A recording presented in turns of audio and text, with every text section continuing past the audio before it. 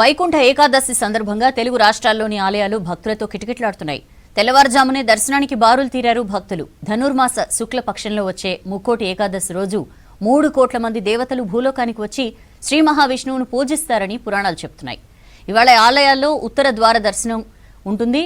విష్ణుమూర్తిని ఆ ద్వారం గుండా దర్శించుకుంటే పుణ్యం కలుగుతుందని భక్తుల నమ్మకం. దీంతో తెల్లవారుజాము నుంచే దర్శనం కోసం ఆలయాలకు పోటెత్తారు భక్తులు.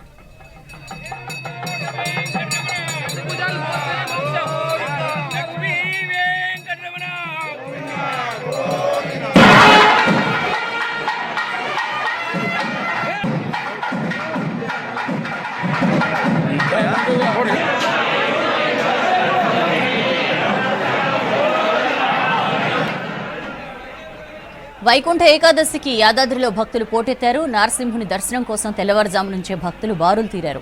స్వామివారి పూజారులు ప్రత్యేక పూజలు చేస్తున్నారు. మరిన్ని వివరాలు యాదాద్రి నుంచి శేఖర్ అందిస్తారు. శేఖర్, యాదాద్రి శోభ ఎలా ఉంది అక్కడ? యాదాద్రి ఆలయంలో పెద్ద ఎత్తున భక్తులు వస్తున్నారు. తెల్లవారుజామున 3 గంటల నుంచే భక్తులు కోకొల్లలుగా వచ్చి ఇక్కడ స్వామివారిని దర్శనం చేసుకున్నారు.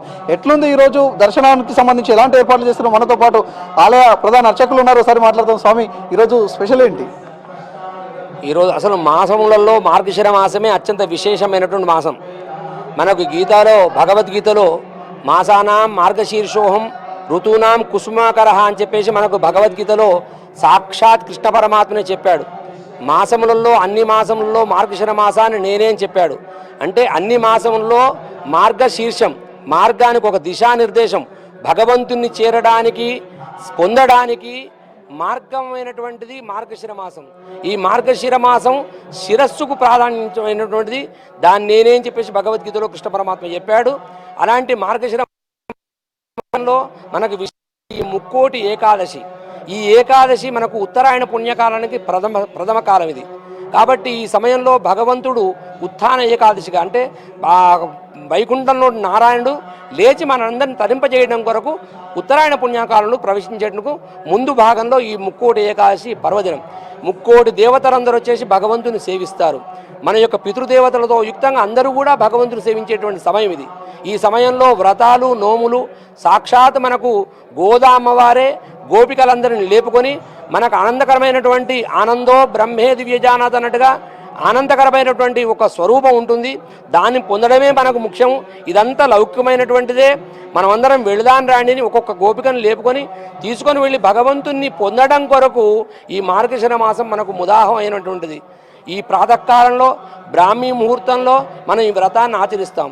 అలాగే ఈరోజు ఉదయం ప్రభాత సమయంలో సూర్యోదయ సమయాన ఉత్తర ద్వారం నుండి మనం లక్ష్మీ నృసింహుని సేవించుకోవడం మన యొక్క అందరి యొక్క మహద్భాగ్యం.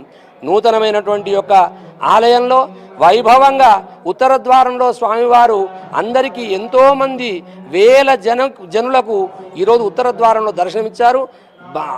ఆనందదాయమైనటువంటి పుష్పాలంకరణ చేత స్వామివారు అక్కడ మంటపంలో వేంచేసి స్వామివారిని భక్తులందరినీ కూడా తరింపజేశారు. ఏకాదశులు చాలా వస్తుంటాయి, కానీ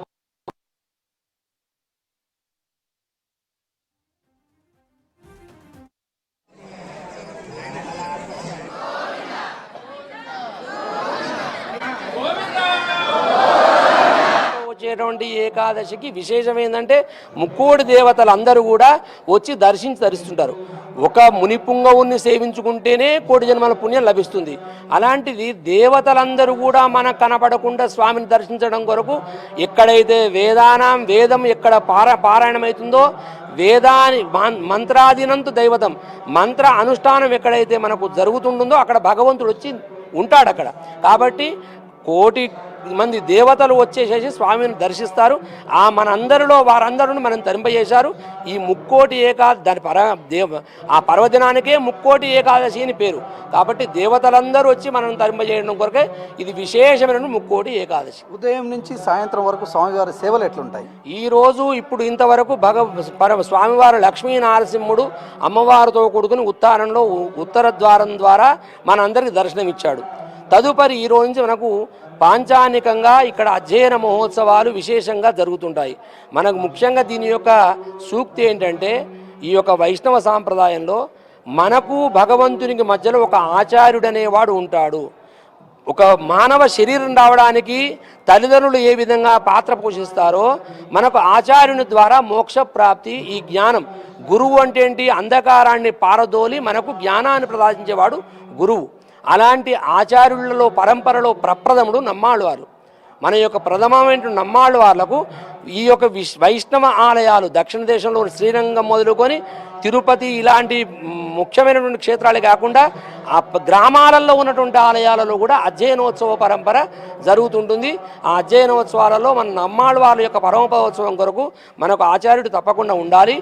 ఆచార్యుడు పరంపరలో పుట్టినటువంటి వానికి జిట్టడం తప్పదు. కాబట్టి మరణం తథ్యమనేటువంటి తెలుసు. కాబట్టి అలాగే ఉన్నటువంటి ఇంకొక పరంపరలో మనకి ఇస్తూ ఈ యొక్క సాంప్రదాయాన్ని నడపడం కొరకు మనకు ఆచార్య పరంపర ఉంటుంది. దానిలో ఈరోజు అధ్యయనోత్సవాలు ప్రారంభం, ఆఖరి రోజు పరమోత్సవం నమ్మాళ్ళు వారు పరమోత్సవం, తదుపరి మనకు రామానుజుల వారిని ఇచ్చినట్టుగా ఇప్పుడు మనకు అక్కడ సహస్రకుండాత్మక యాగమైన రామానుజుల వారిలో అలాగే రామానుజుల వారి యొక్క పరంపరలో ఆ విధంగా మనకు కొనసాగుతూ రామానుజుల వారు మానవాళ్ళ మామూలు ఆ విధంగా మనకు ఆచార్య పరంపర ఉంది. ఆ ఆచార్య పరంపరగా ఈ యొక్క అధ్యయనోత్సవాలు ప్రారంభమవుతాయి. ఎంతోమంది అంటే భక్తుల సౌకర్యార్థం బయట స్వామివారి దర్శనం ఉంటుంది కదా, ఎంతసేపు ఉంటుంది అక్కడ? ఎంతసేపు ఉంచారు? మళ్ళీ తర్వాత ఎట్లుంటుంది? ఈరోజు ఉదయం సూర్యోదయ సమయం 6:42 సూర్యోదయ సమయంలో భగవంతుడు ఉత్తరద్వారంలోంచి బయటికి వేయించేశారు. రాగానే భక్తులందరికీ వేల సంఖ్యలో దర్శనం చేసుకున్నారు. అక్కడ సుమారు ఒక 2 గంటల వరకు అక్కడ స్వామివారు ఉత్తర ద్వారంలో ఉంచడం జరిగింది. తదుపరి మనకు అధ్యయనోత్సవాలు ప్రారంభం కాబట్టి ఇక్కడికి విచ్చేసేసి మళ్ళీ ఇంకో పురపాటు సేవ తీసుకొని ఆళ్వారాలతో సమానంగా స్వామివారిని తీసుకొని పురభిధి ఉత్సవంలో పాల్గొనాలి. కాబట్టి 9 గంటల నుంచి ఆ యొక్క అధ్యయనోత్సవం ప్రారంభం కాబట్టి 8:30 వరకు మనం ఆ యొక్క వైకుంఠ ఏకాదశి ఉత్సవాన్ని నడపడం జరిగింది. చాలా మంది వస్తుంటారు, మీ స్టాఫ్ కూడా చాలా అడవిడి ఉంటుంది కదా, ఎట్లా కంట్రోల్ చేస్తున్నారు? వాళ్ళని ఎట్లా పంపిస్తారు స్వామివారి దర్శనానికి?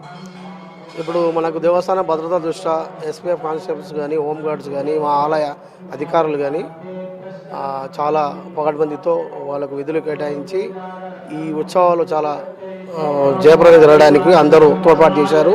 అందులో ఎలక్ట్రానిక్ మీడియా, ప్రింట్ మీడియా వాళ్ళందరూ కూడా సహకారం చేశారు. ఈ కార్యక్రమం చాలా దిగ్విజయంగా. మామూలు రోజులలో ఎంతమంది భక్తులు ఉంటారు? ఈ రోజు ఎక్కువ ఎంతమంది ఎక్కువ ఉండొచ్చు?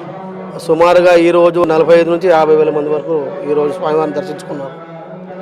మొత్తానికి ఈరోజు స్వామివారిని దర్శనం చేసుకుంటే సకల ప్రాప్తి జరుగుతుంది అని చరిత్ర చెప్తుంది. దానిలో భాగంగా స్వామివారి దర్శనం కోసం పెద్ద ఎత్తున వస్తున్నారు. అటు వచ్చే భక్తులకు కూడా ఎలాంటి ఇబ్బంది కాకుండా ఆలయ సిబ్బంది కావచ్చు, అధికార యంత్రాంగం అన్ని ఏర్పాట్లను చేసింది. స్వామివారి దర్శనాన్ని ఆరు బయట పెట్టడంతో పెద్ద ఎత్తున స్వామివారిని దర్శనం చేసుకున్న తర్వాత గుడిలో స్వామివారిని దర్శనం చేసుకుని ఇక్కడి నుంచి వెళ్ళిపోయే విధంగా చూస్తారు. ఏ భక్తులను కూడా అంటే పార్కింగ్ కిందనే ఇచ్చారు. ఈరోజు వీఐపీలకు మాత్రమే పైకి అనుమతిస్తున్నారు. మరోవైపు ఎవరైతే భక్తులు వస్తుంటారో వాళ్ళని స్వామివారి దర్శనం చేసుకోగానే వెంటనే పంపించే ప్రయత్నం అక్కడ ఉన్న సిబ్బంది కూడా చేస్తున్నారు. ప్రశాంతంగా ఉదయం తెల్లవారుజామున 3 గంటల నుంచి భక్తుల రద్దీ కొనసాగుతుంది. ఈరోజు సాయంకాలం కూడా పెద్ద ఎత్తున వచ్చే అవకాశం కనిపిస్తుంది. మరోవైపు రాత్రి కూడా సాంస్కృతిక కార్యక్రమాలు, వివిధ కార్యక్రమాలతో ఇక్కడ ఉండే భక్తులు మొత్తం కూడా కనువిందు చేసే విధంగా ఆలయం సిబ్బంది కావచ్చు, అర్చకులు కావచ్చు అన్ని ఏర్పాట్లను చేశారని చెప్పుకోవచ్చు. ఇది యాదాద్రి ఆలయానికి సంబంధించి Mukkoti Ekadashi special. Right Shekhar, thank you.